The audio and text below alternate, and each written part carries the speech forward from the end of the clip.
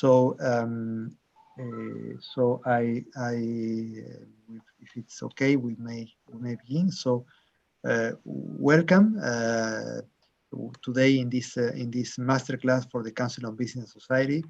We are honored to have the visit of two leading colleagues.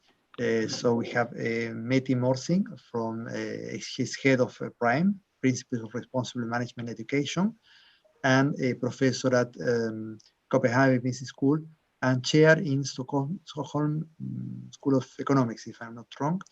And so welcome, Meti. And here Professor Tanushree Jain. Tanushree, she's a professor at Trinity Business School, Ireland. Welcome, Tanushree. We are honored to have both of you, each one of you. So the idea today, we are going to have a conversation around the purpose of business education. So why we educate, why we are here, why business schools exist, and what should be doing in this, in particular in this context. So you have the floor. Thank you very much for this invitation. I'm honored and thrilled to be here and to discuss one of my favorite topics at this moment. As you kindly already said in your kind introduction, I'm head of Prime since 7 months ago, and based in New York with the Global Compact office. So we are an institution that has 830 school signatories around the world, organized in 12 regional chapters. And 12 regional chapters may not sound a lot, but when I was sort of asking my team the other day to say how many students do we actually potentially reach, we made sort of a quick count. It's actually 3 million students and 200,000 faculty. I'm not saying we're reaching any one of them, and that's what our discussion here today is also about.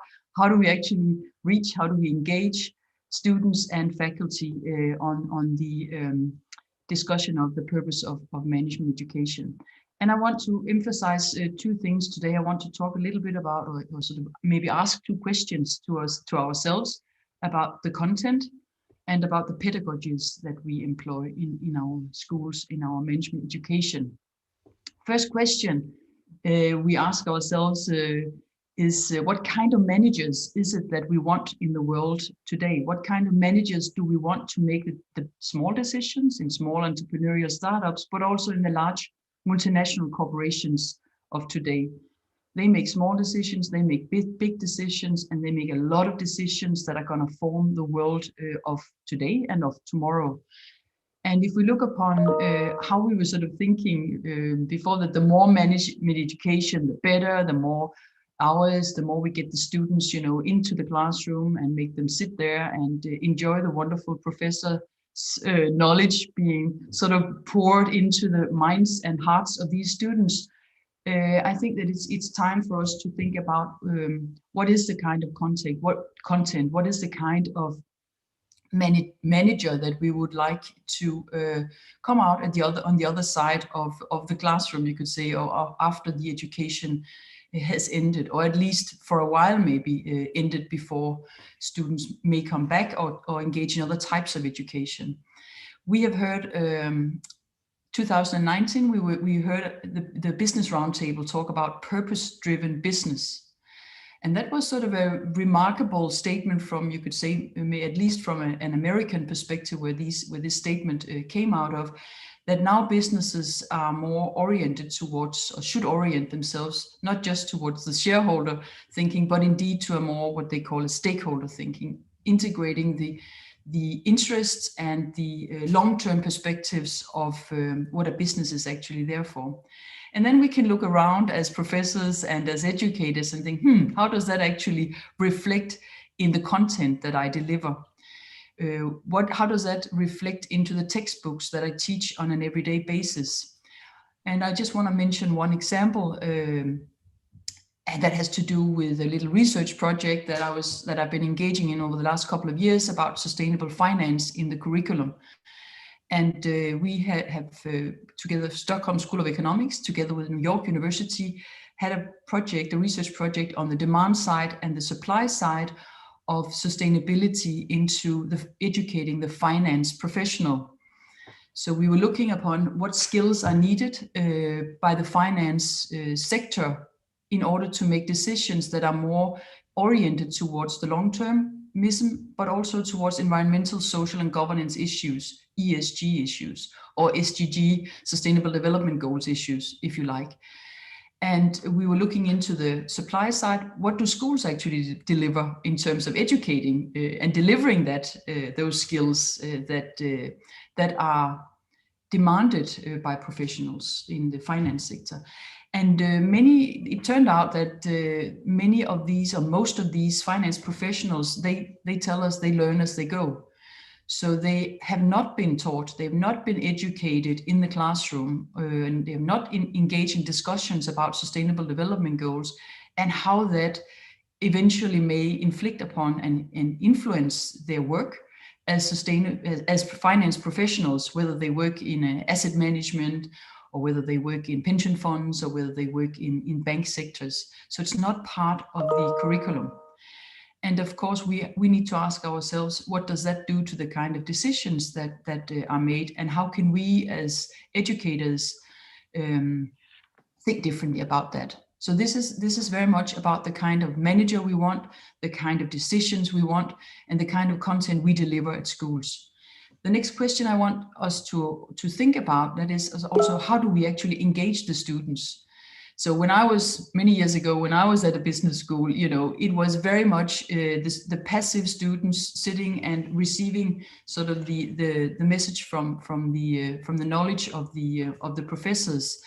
Whereas today I can see, to my delight, I can see a lot of discussions, a lot of talk amongst our colleagues, and Tanushree, Jane and I, we have ourselves been engaged with some of our colleagues in these discussions on students as change makers, students as, some of our colleagues talk about students as activists also. So how do we change the mindset from the passive student in the classroom to the active student with agency, him or herself?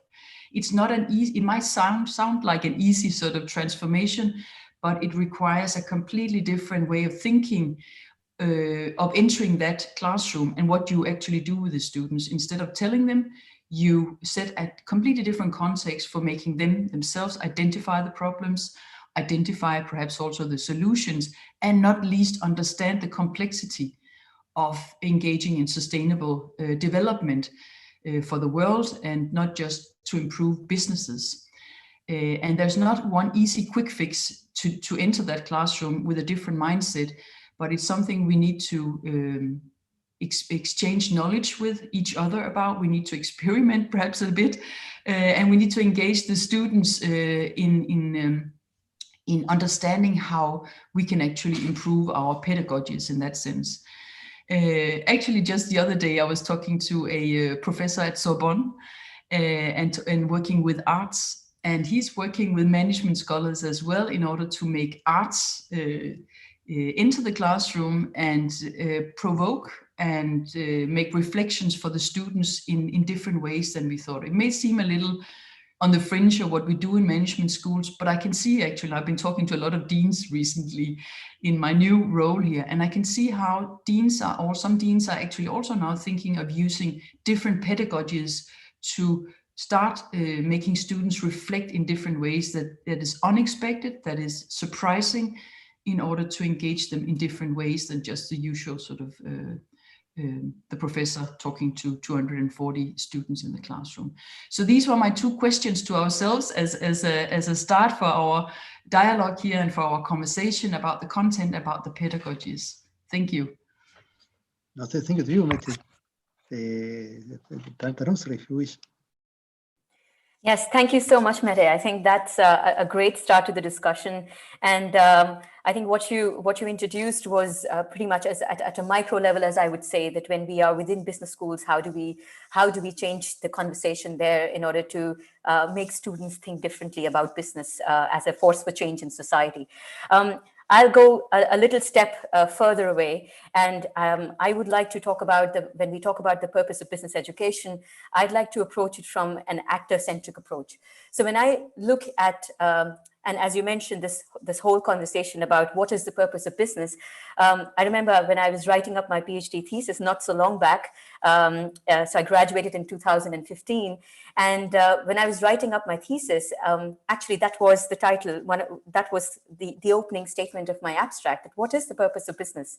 And I think, and what I bring today is a conversation that we started off in one of my papers. It was just published in the Journal of Management Inquiry, which is about what is reframing the purpose of business education. So when we talk about what is the purpose of business, I think it automatically creates responsibility on the part of business schools in shaping what that purpose is going to be. And in doing so, I'd like to take a more actor-centric approach. So when we talk about business school or when we talk about business education, it comprises of certain actors. So there would be a typical business student or somebody who's interested in business education. We talk about, of course, the society, and we talk about the business school as an actor. Now, when we think about the mindset of the student, and of course, there would be some students that are change makers or would want to be change makers, or students who would like to be activists. We also know that business education in itself comes with an expensive price tag. And when that happens, many students have to take a career break, for example, in order to pursue this education. Some of them have to go through huge amount of education loans.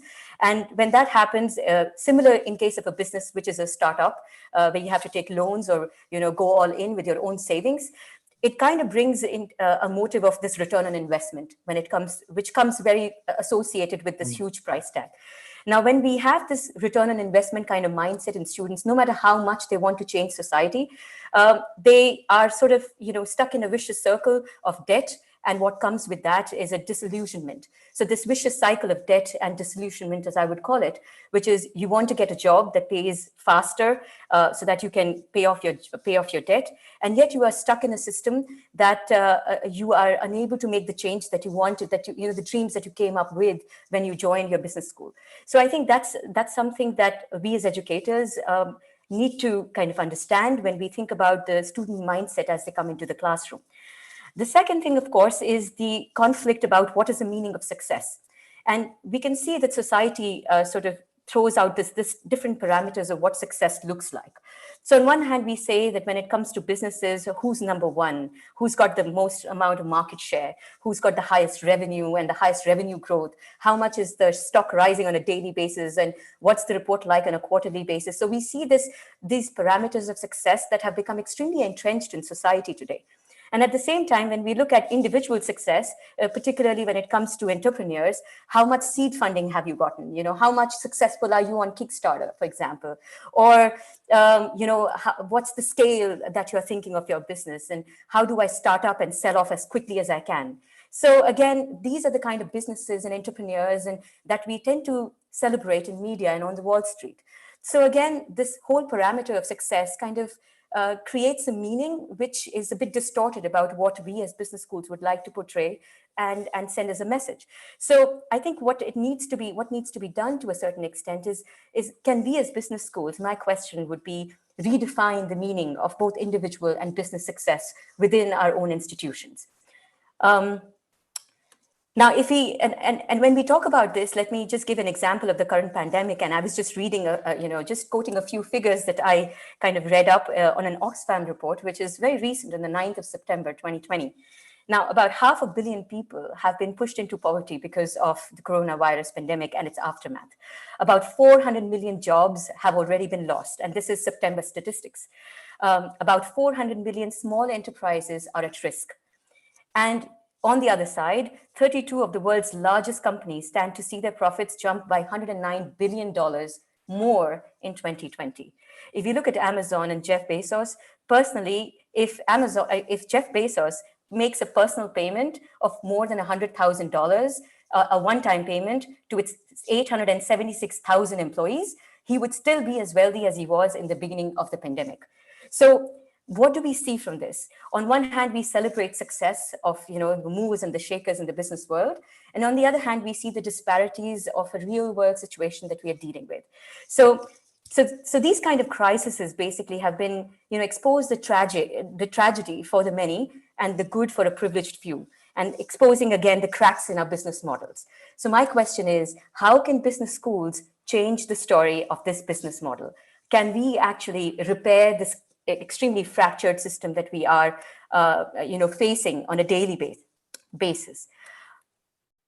I think there are three ways that I would like perhaps to start the conversation about how to bring the change. The first one would be changing the assumptions about human behavior.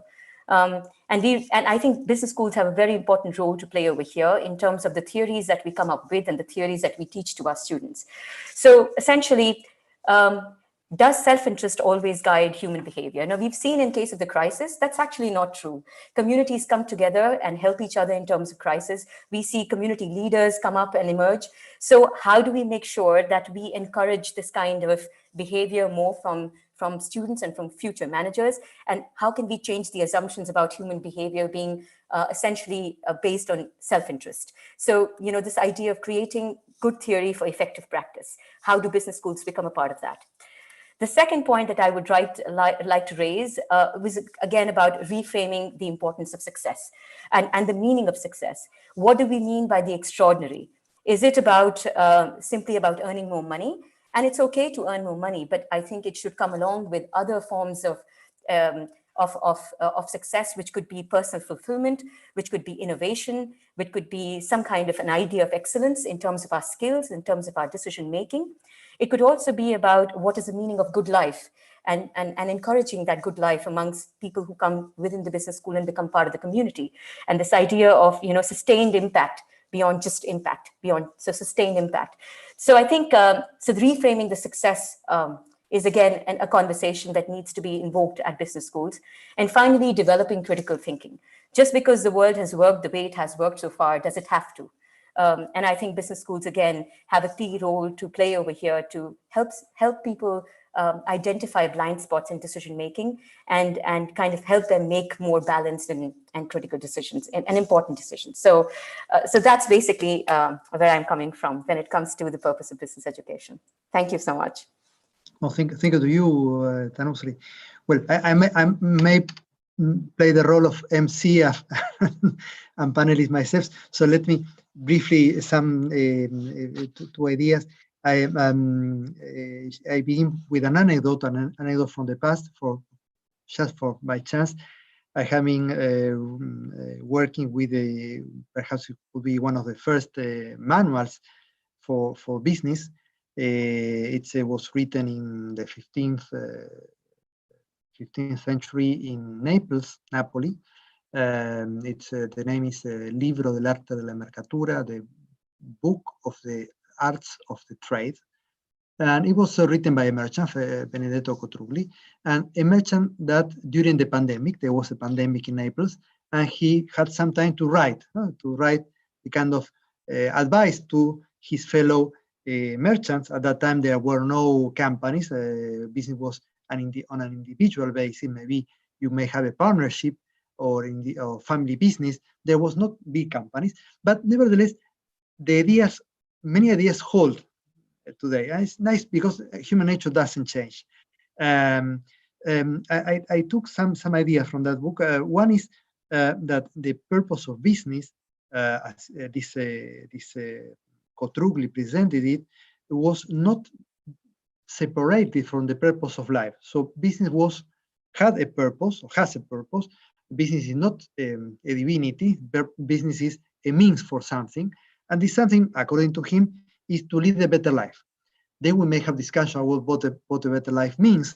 Cotrugli said, well, for him was to raise a family and be happy with their family.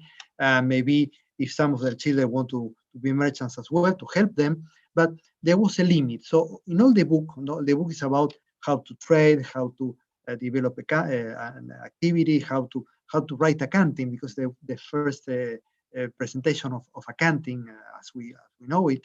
But all this according to an object, which is a purpose of business, which is a means for leading a better life. And this leads to the idea of limits. So business has limits. Nowadays, we speak about the planetary boundaries, but they would say it's the other way around. It's the boundaries of business. It's not, business can be everything. There's things that go beyond business. even if we are business scholars and we think that business is important. And the other idea that I took from this book is, because this book is interesting because maybe it was the first attempt to business education. It was a business person trying to educate his fellow business person, a kind of education by peers, okay? And he said that a scientific background is important. At that time, it was astronomy, perhaps, or how to navigate, or how to trade. So scientific content is important. So tools are important. Here at the business schools, we developed, we give tools for students so that they develop their own toolkit. I like, Meti, your idea that we pour content in the brain of students. This is necessary. So science is important, that we need to bring elements, statistics, economics, accounting. So they have to have these tools. But at the same time, education is bringing the best of the person. It's an anthropological issue as well. So from the Latin, educare, educere means bring out the best of the person. And this, I'm not sure we are doing a good job, collectively speaking, at this. We are perhaps we develop tools, we train people on tools, and this is necessary. But I would say the other issue of skills, or being better persons, maybe coming back a bit to the classicals. I have some colleagues who work a bit on humanities, bringing humanities, as you said before, the arts. So we should be a bit more complete. I think it's a more, we strive for giving a more complete education. And the other, while I was listening to both of you, the idea of research on when we create theory, when we create explanation for the world, the idea of good theory for effective practice or actionable research, perhaps, we are not much on that. I don't know what you think, but I don't remember a single conference a single academic conference where the person who presents his or her paper says, well, my research is important because it helps this, because this is going to have this implication and this improves this. So we don't say this. We don't. We look for presenting our research as rigorous, and this is normal, but we don't look that much to the implications of our work. I mean, this is something that maybe it's a pity, and we're not much. We should do a bit more on this side. Well, this I wouldn't go further. Yes, I maybe one more thing. We in terms of pedagogy, some years ago, the person who was in charge of the Gran École program, the more important program at the school, asked me to prepare a mandatory course for all students, because even if there are many elective courses in CSR, sustainability, and business ethics, you could still have a student who passed all her school here without having any exposure at all. So, and the curious thing is that, well, after discussing with many colleagues, we created a common course, a collective course, which is an online course and with the participation of many people.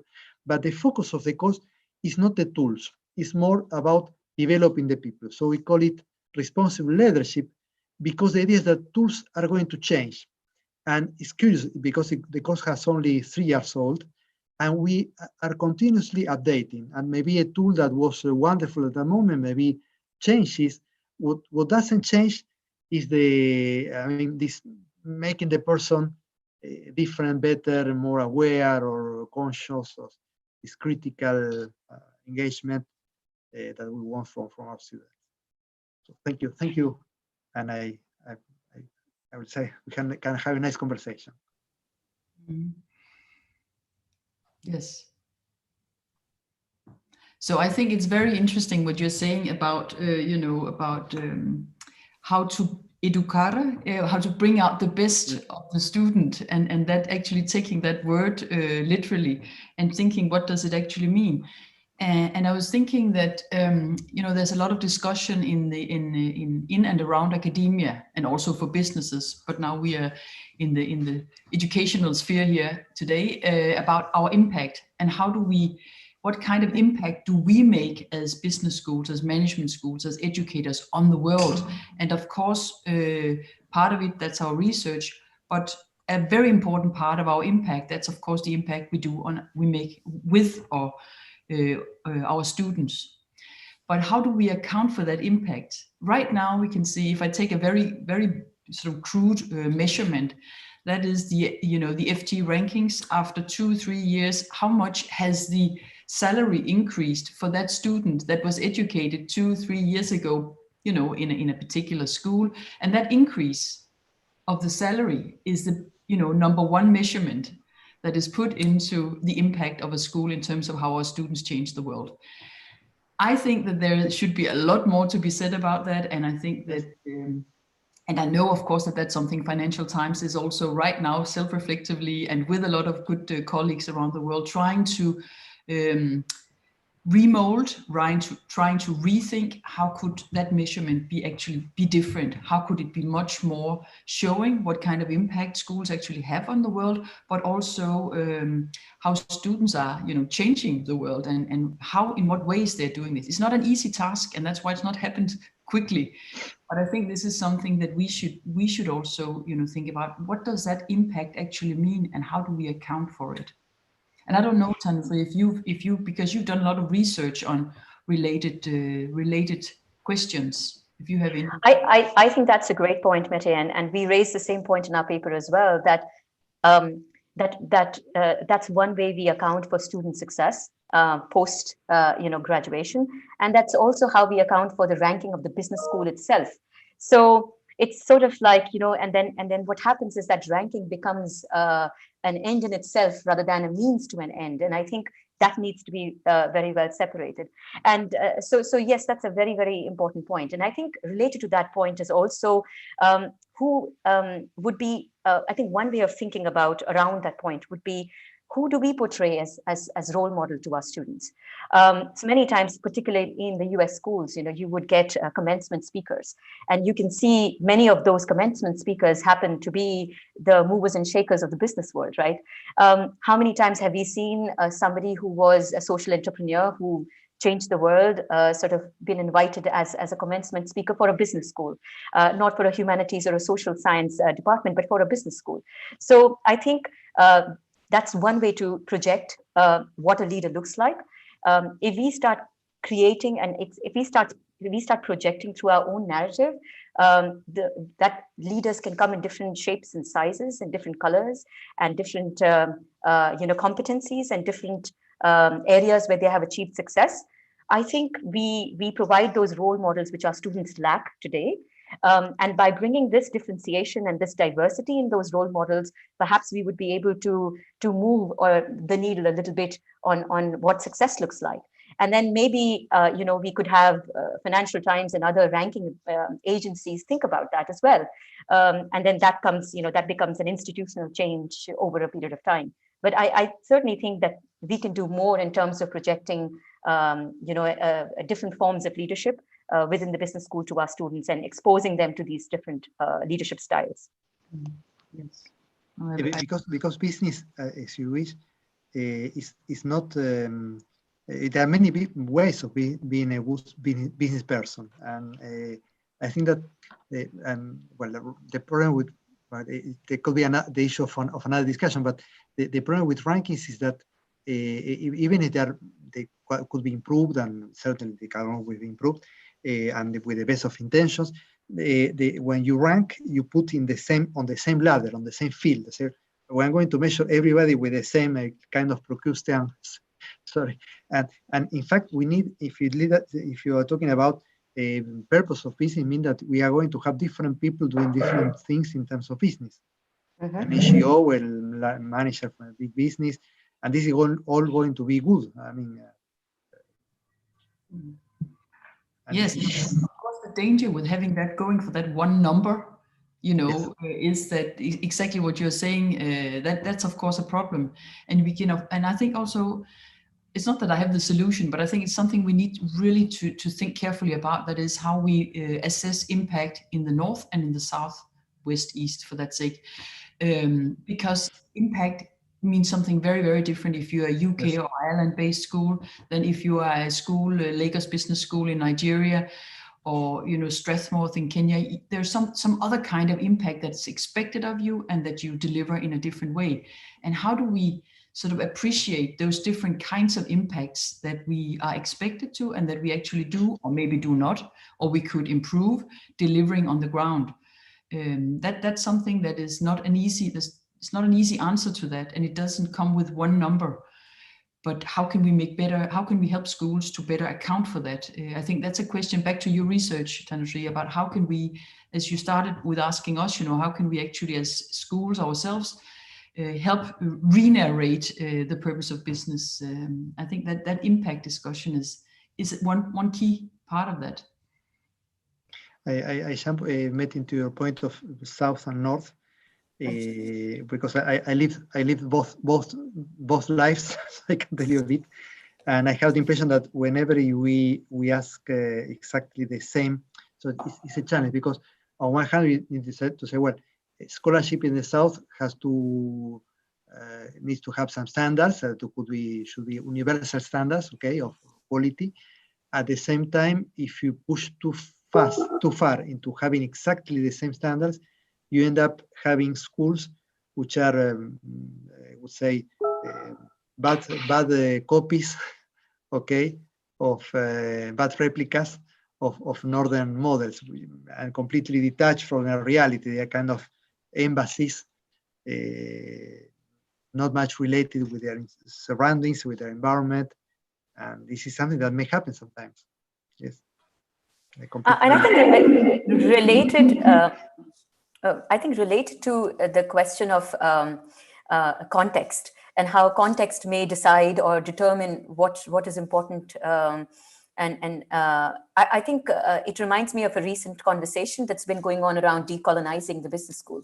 And I think that's something that's also very relevant, that it's that not only is the impact that a business school seeks to create, or businesses seek to create, may differ, but I think it also calls for us bringing more diversity in scholarship that is being taught to students, and that could be one way of sort of bringing that different perspective in, and that goes not just for students but also university administrators and business school deans and staff, and that's to broaden our mindset beyond just a narrow silos of theories that we have been exposed to and we think is basically explains everything about how to do business, but actually look outside and get a more diversified perspective on how businesses are run, should be run or could be run. And I think one way to do is to diversify the knowledge that we bring into our own classrooms.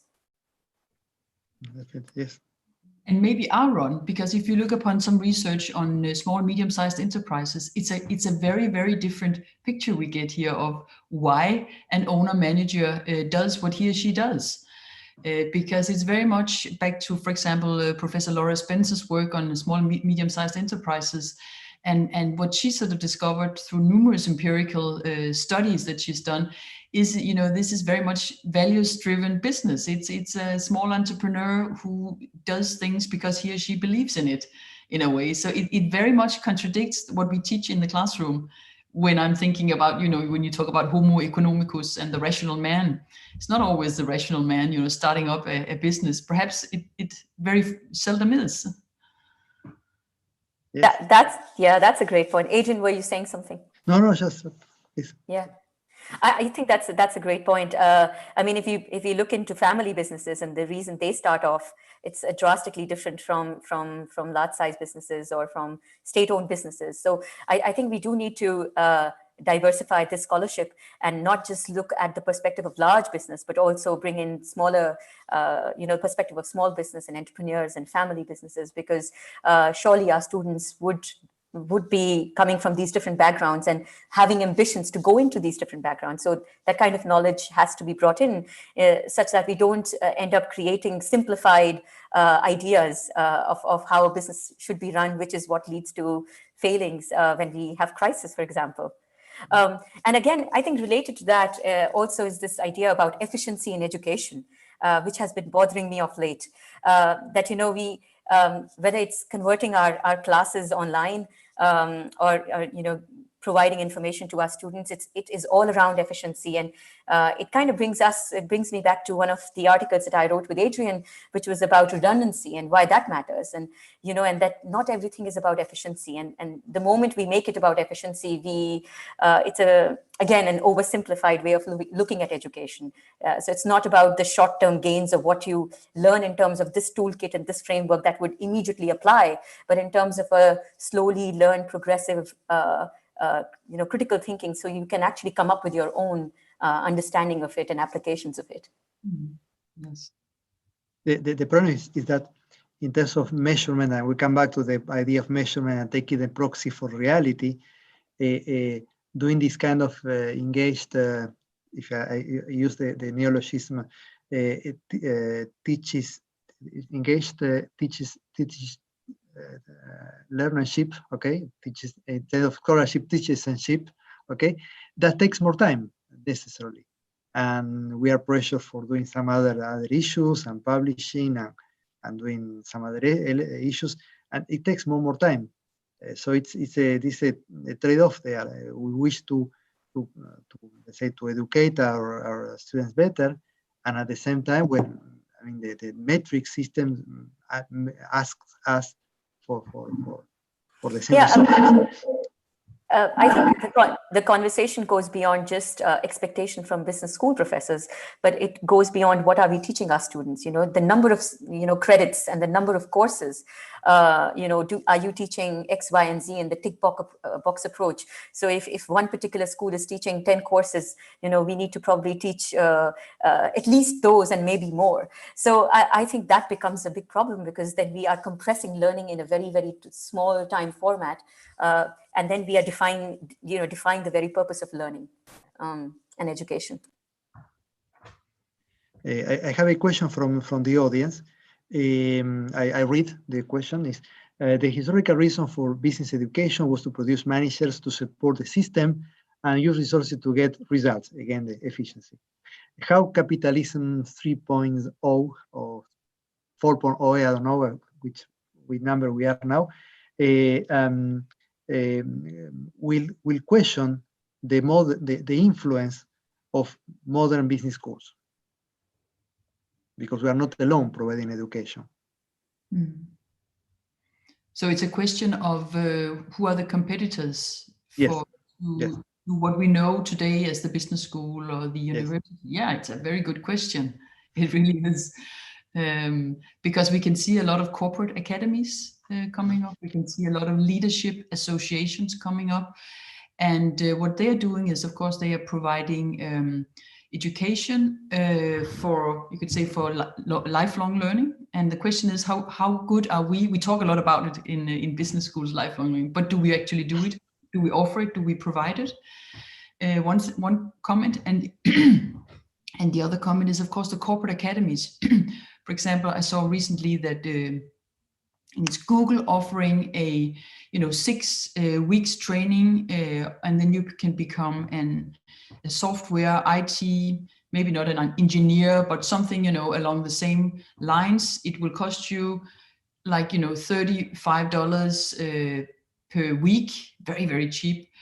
And then you will have, after those, 6 weeks or 3 months, or, very, very short period of time, you will have a kind of a certificate, not a diploma, of course, but a certificate. And then Google says, by the way, we will then consider that certificate at the same level as somebody who studied IT and software skills over 4 years in a university, in a technical university. So I'm just saying, how can we compare a 6 weeks or maybe 3 months education training with a, let's say, 3 or 4 years education training?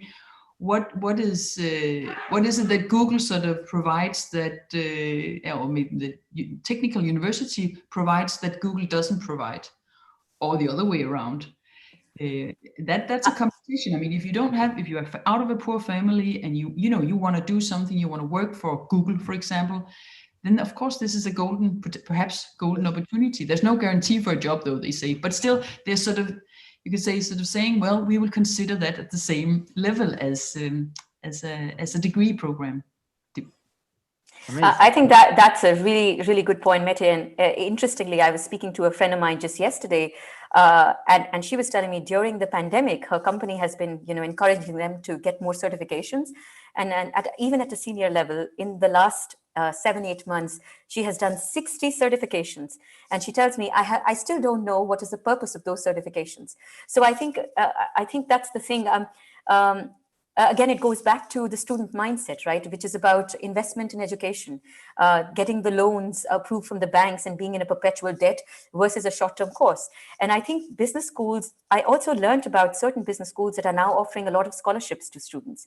So I think one way to look forward over here is that if we as business schools take education seriously, then I think we need to find a way around this, in the sense, in order to make sure that the students actually get that more enriched education and learning, rather than a short-term quick fix solution to X certification that will get you Y job that may last for 6 months, for all you know, is to provide them with probably some kind of scholarships and assistance, so that students can then actually take their learning for the sake of learning and not for the sake of just getting a job.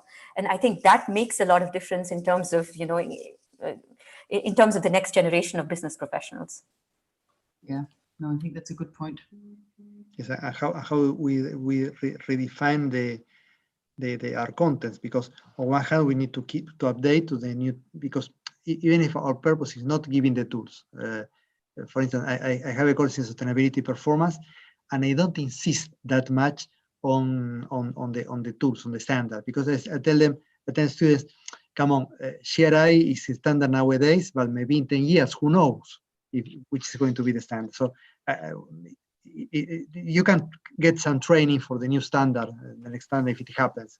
Let's see the tensions. Let's see the issues that don't change when measuring sustainability. But I'm not sure this is easy to do.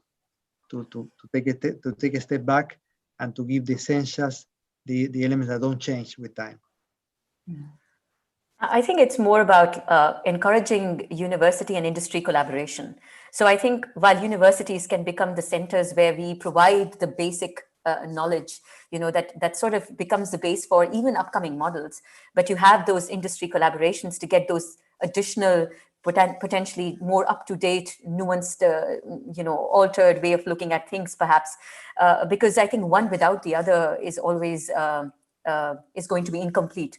So if we have students just going into short-term courses, they will never learn the basics and the fundamentals, which are very critical.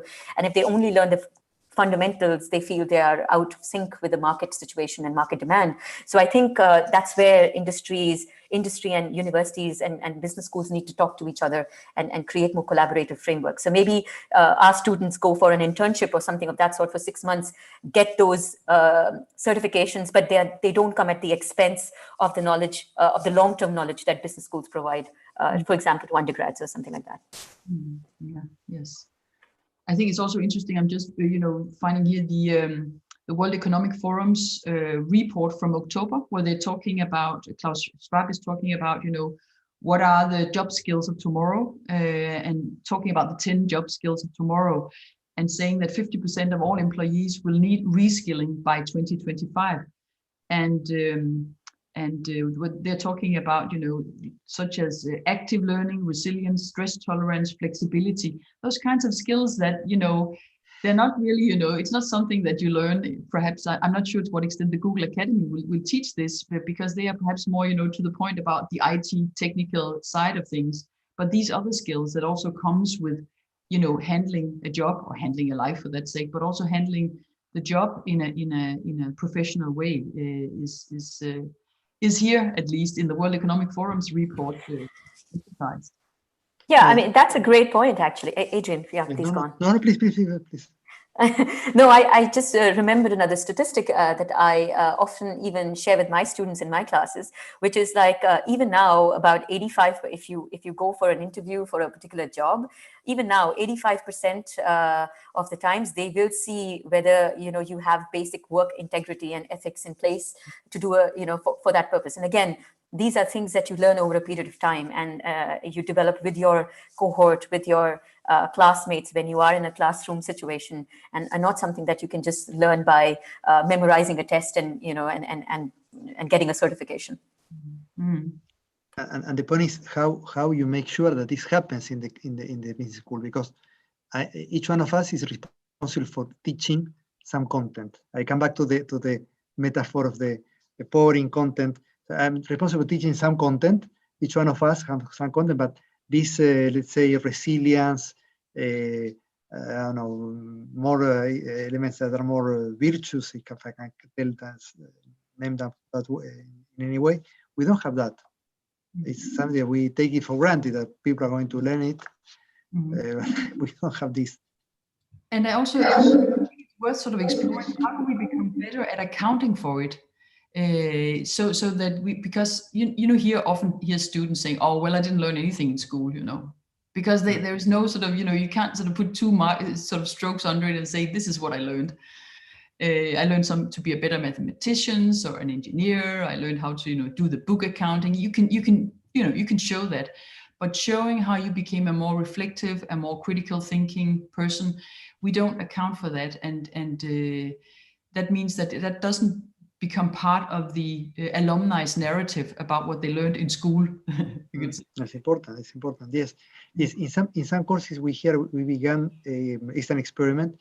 We ask students at the end of the course to write a short note. We call it the personal statement. It can be an email. Can be maybe 10 lines, explaining in which sense the course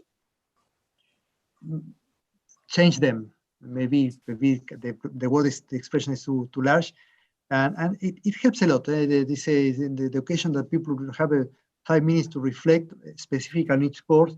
It's not a feedback on the course. It's not how the course wants. It's how the course. It's how it wants to me. And this is something that maybe could be of help. I have here a question from the audience. Another question from the audience. If about the SDGs. So the SDGs and how to deploy the SDGs in pedagogy and beyond the specific courses that we may have. How to deploy SDG in pedagogy. No, it's a very good question, and there's not one way of doing this, of course, but maybe I can start with how not to do it. Okay. We have actually some recent research from some of our colleagues that have shown they compared students in a master program of communication, business communication, with master students in a finance MBA or master class, master program. And what they came up with, the conclusion was that the student in the finance program came out much more, after having been taught sustainable development goals, they came out much more skeptical, the finance students, much more skeptical, much more cynical after the education than the master business communication students.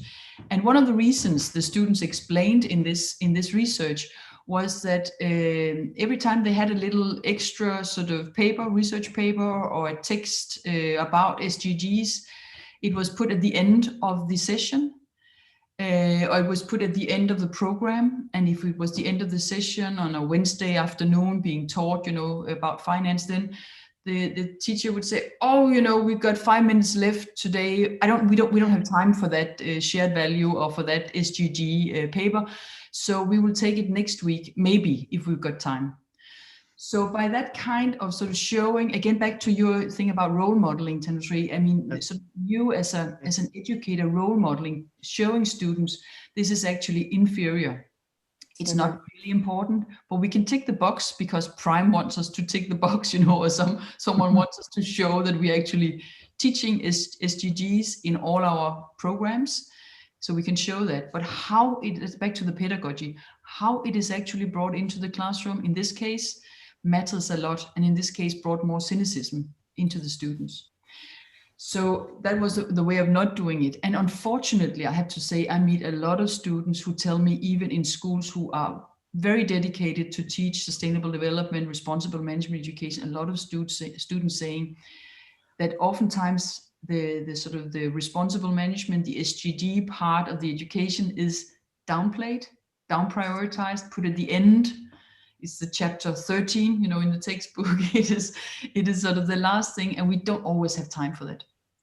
So I think that is that's a challenging moment. Yeah.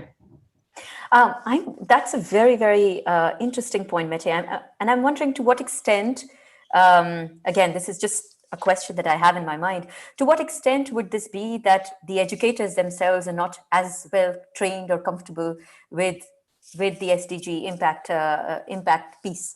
And I'm wondering if there are any kind of trainings or something that Prime or institutions associated with Prime organize for open to educators who would like to understand and upskill themselves in how to really understand and teach this impact piece. And perhaps if we do that, then they would be more forthcoming in classes.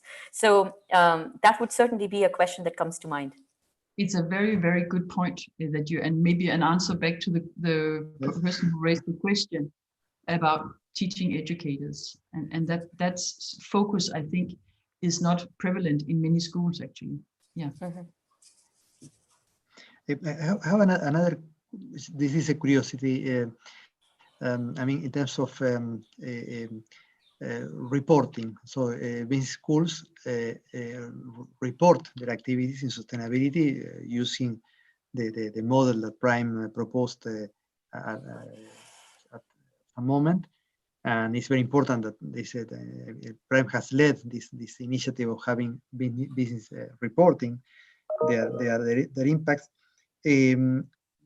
But I'd like a bit to know, this is particularly maybe more oriented to Mette,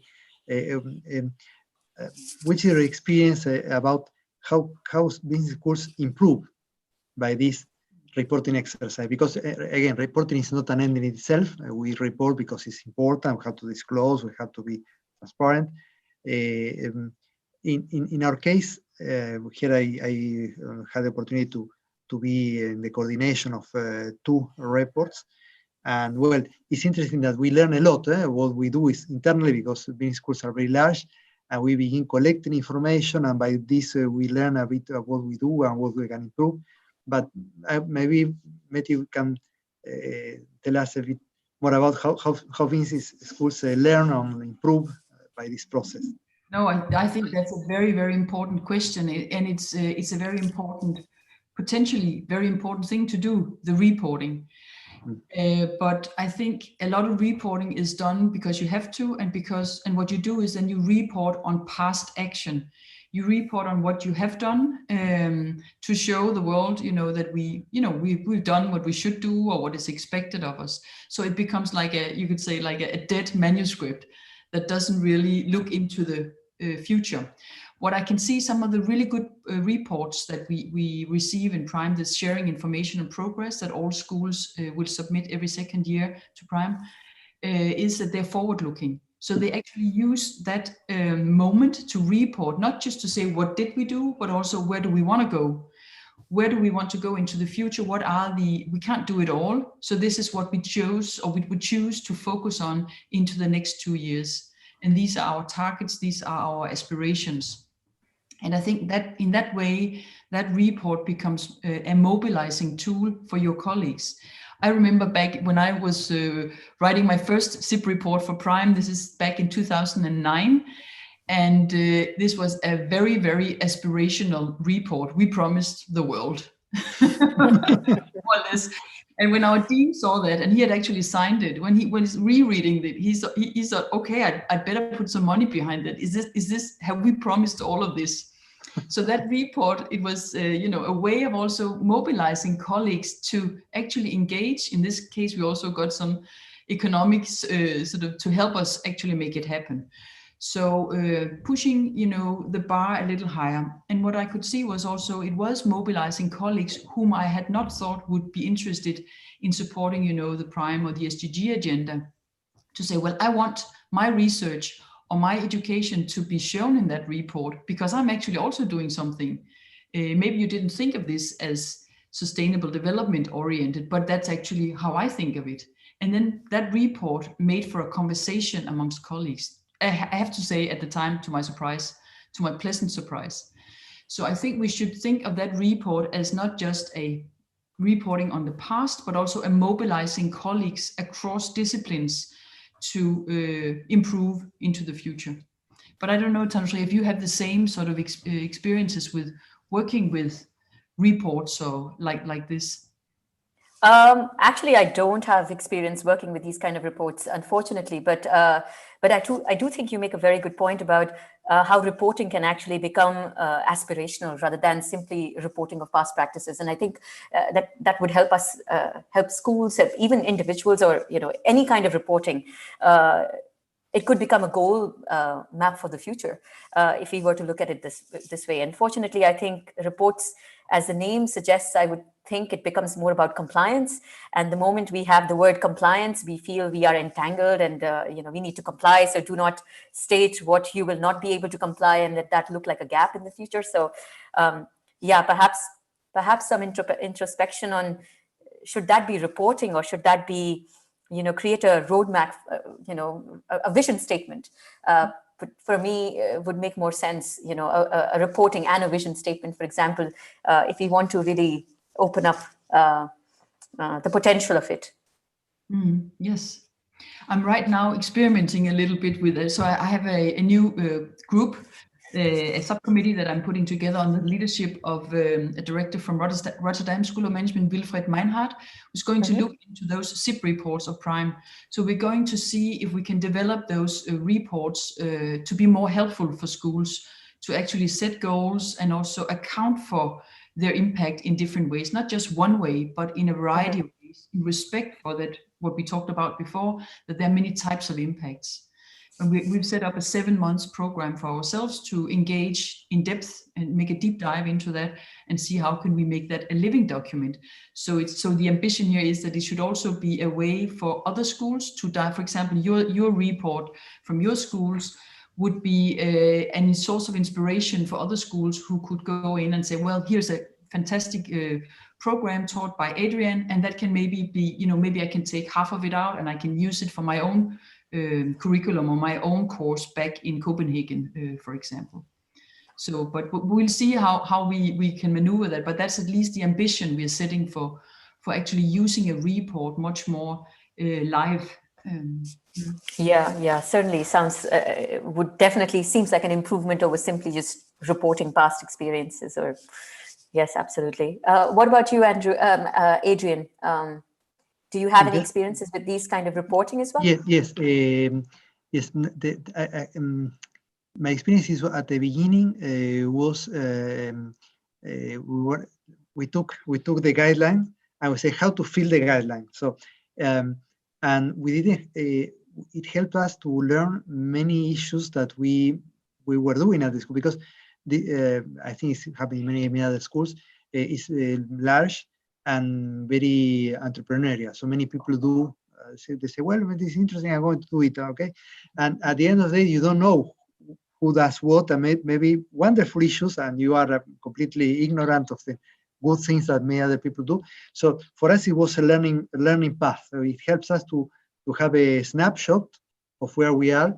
And yes, I think this is the merit of having a guidance, to say, well, we are forced in a way to put, so I would say there's a good side of compliance, if I can say that way. So it was not that we do this for compliance, but it helped us to collect data and understand where we are. Having said this, the point then is and it's a reflection process that goes beyond the reporting, to say, well, we're going to focus on this element, we're going to bring this emphasis, and this is something that, well, it goes beyond the reporting itself. It was the second step. We are more or less in that step nowadays. Yeah, actually, what you shared kind of brought back a couple of points as well, which was we were recently in our school applying for accreditations.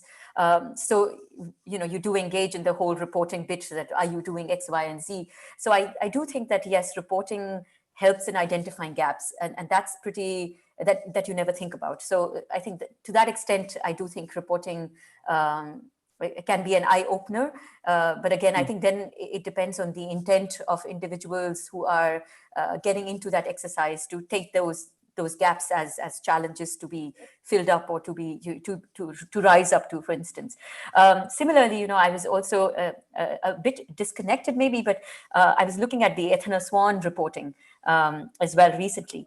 And I think that many times the other thing about reporting could be that because obviously the reporting needs to be in some way parsimonious, you tend to miss out on very, very important points that should be reported but are not reported otherwise.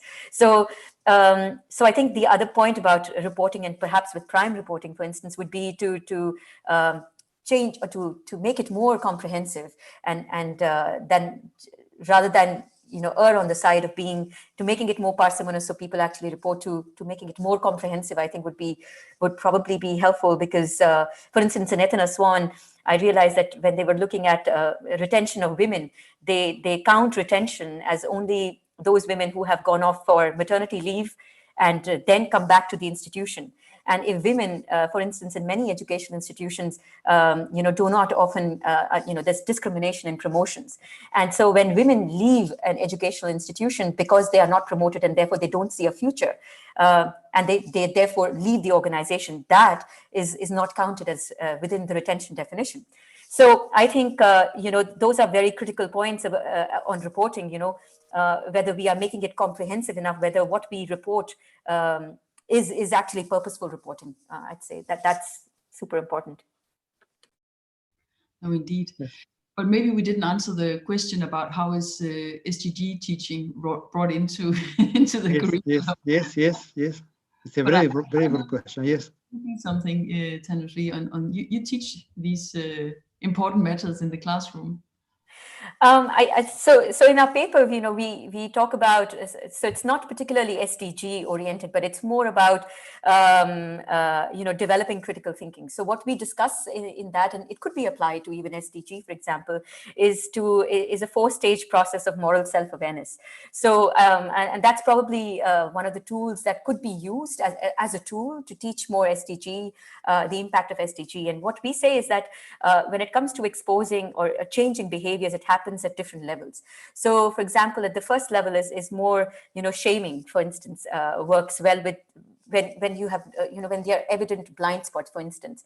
So we gave an example of if a classroom, if the streets are dirty, for instance, right, and people just go and throw something on the street, they don't even realize they're doing something wrong. But if you start shaming them, that's when the first step happens, when you kind of thought, when you want to do an exercise because you don't want to be shamed in public.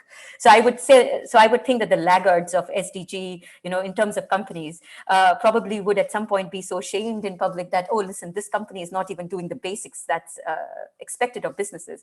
So that would be one way of, like, the lowest level of critical awareness would be at the lowest level. And then of course it goes up to that, self-reflection, that I start thinking myself, should I be doing it?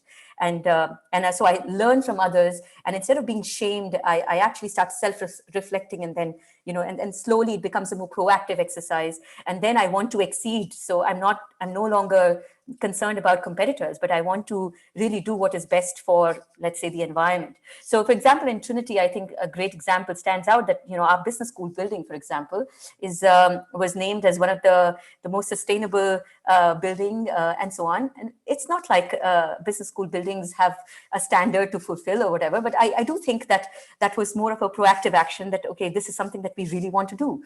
So when it comes to, SDG compliance or teaching, perhaps one way is to really start from the lowest level and progress to the upper level, and from just a matter of shaming and guilt to more self-reflection, to more proactive involvement in that. So that could be probably one way of thinking about it. And then of course that's the micro level, and then of course one could also think about all the good texts that can be used in the class, where you start engaging the students in not just thinking about business, but also thinking about business in society. So you could say, so the business collaborations with governments and dependency on governments, and maybe urging governments even to do more, and collaborations with civil society, where business is just not at the center maybe of the world, but just one element in the world that sort of contributes to that world in more or less helpful ways. And I think that understanding for students that the business is not the center of the stakeholder model, if you like, but it's actually just one dot in a network of a lot of agents who have different kinds of agencies is very good for students to think about. Absolutely. And I think institution is a very important part of the puzzle that we probably would miss often at the business school level, teaching, with the focus being on as you very rightly mentioned, on the business as the most important actor in society. So I think that certainly needs a bit of a shake-up. Yeah, we have sometimes we have the impression that there are two different worlds. Okay, so have business on one side, the rest of society on the other side, and sometimes we don't bring back much the other institutions to the classroom. We don't. It's something that we take for granted that they are out of the picture. Yes. It curiously reminds me of the pyramid structure that we learned back in school, maybe, where we used to place human beings at the top and everything else, including nature, comes at the bottom, right? So we are the top of the food chain and the top of everything. I think that's what we are doing with business. And later on, we have this model which is more circular, wherein human beings are one of the species on the planet, and therefore sustainable development and sustainable living is one where we need to coexist with nature, and it's not like we control nature. So I think that's probably the same analogy applies to corporations. So if we continue to put them at the top of the food chain, if we were to put it that way, then I think it gives a sense that because they have so much of power, they can do whatever else they want, or they control the narrative. But I think that needs to be dislocated as as businesses being one actor in this puzzle, in this huge puzzle, and that it's important to collaborate and communicate and cooperate in order to get to certain goals that we want as a collective society. But just think about chapter 1 in our strategy books. It's about the competitive advantage, and there are 5 forces driving. Yes, At least that's what I was taught back then. I hope the strategy books look a bit different today. But here we have colleagues now saying, well, that was back then. Maybe we should think about the cooperative advantage of business rather than the competitive advantage of business. So that cooperative spirit, for example, our colleagues, Dr. Robert Strand and Ed Freeman, they have published about the cooperative advantage, believing very much in that, seeing business as one part of a network, interwoven and very complex, but that collaboratively can actually transform the world just a little bit if they choose to do so. That's a completely different mindset, because here business becomes a tool to transform society, and not society a tool to profit better for business. And it's a little twist with words, but it's a huge transformation of the mindset. Even for ourselves, because you are usually, at least me, we're thinking usually about, well, this guideline or the other standard, how to comply with this kind of reporting, and this mindset is a game changer, even for us, for me at least. Really, I have a difficult question for one of the for the audience. For me, tough questions are questions that are unexpected. So here, someone for the audience says, you are passionate about education and CSR, so we may agree on this. So how you came into the field? How you came to the field that you love? So this is a difficult question. So if you are going to play the game, maybe it's an opportunity. Well, I think in my case, purely by accident, but it was a lovely accident in the sense that I used to teach in the University of Delhi before I did my PhD. So I was a university lecturer, an assistant professor there in the University of Delhi. And I think this was post Enron and post, Arthur Andersen and all of those scandals that happened in the accounting world, that around 2004, 2005, the university, a bunch of us got together, the university started thinking, okay, should we do something about it? And up until that time, there was no course on CSR, no course on ethics at the undergrad for the bachelor, at any level for that matter, in the business undergrad. And so we were a bunch of 8 or 10 people who came together and designed the very first course on politics, ethics, and social responsibility of business.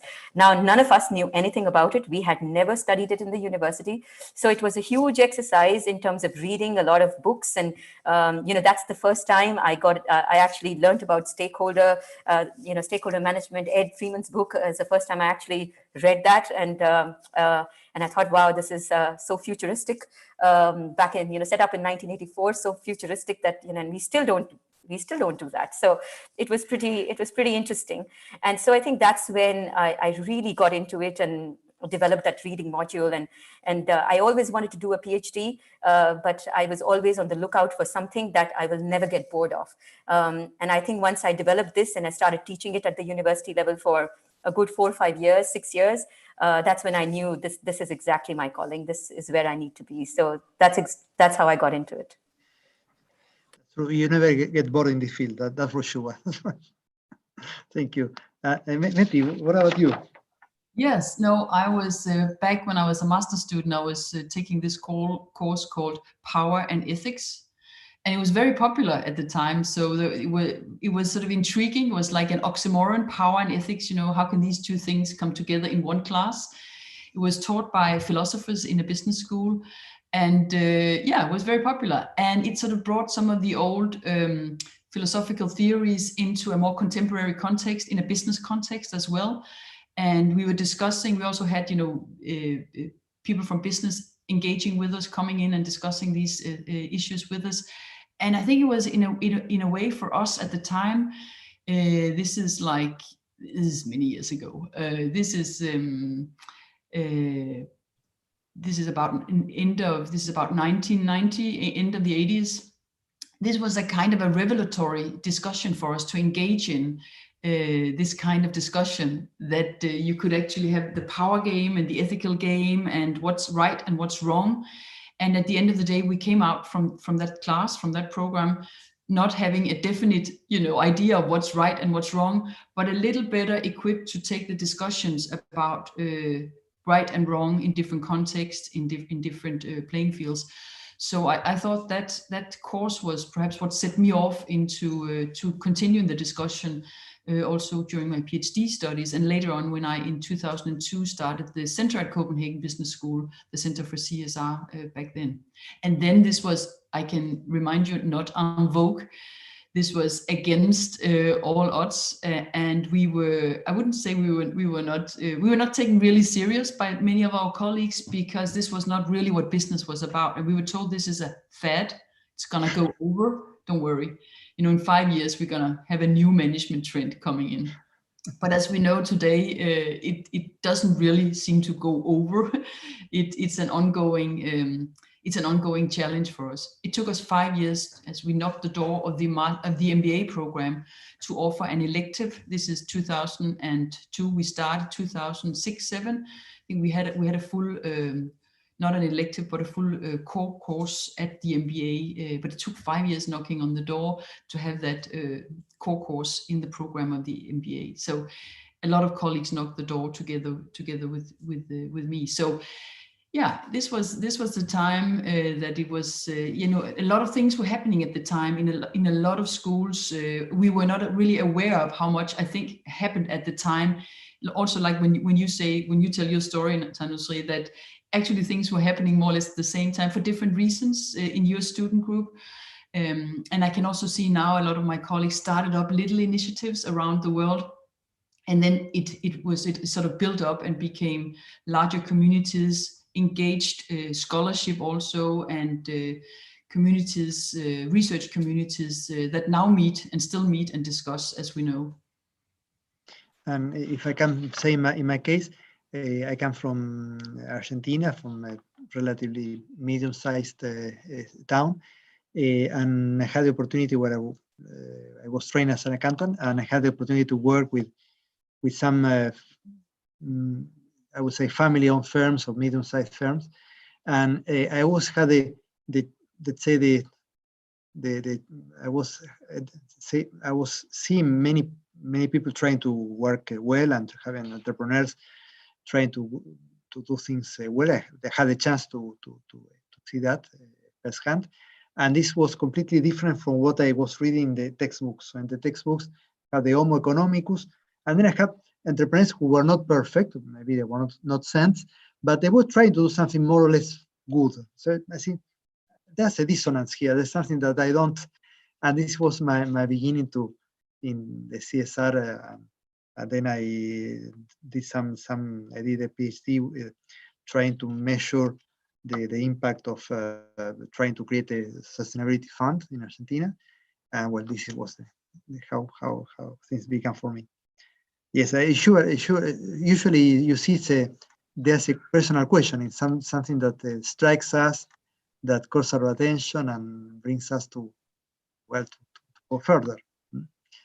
Yes, but I think it's such a good story, Adrian, that you tell us, because it sort of reminds us, or should remind us as educators, that we should be careful not of being irrelevant or not of being too disconnected from the students' reality and later managers' reality by, as you said before, Thanusri, simplifying too much our concepts, our theories, and our writings. Great. Well, we are almost time flies. This is nice because it means that we are having a good time. I invite you to Meti and Thanusri maybe to make a final comment, salutation to the audience.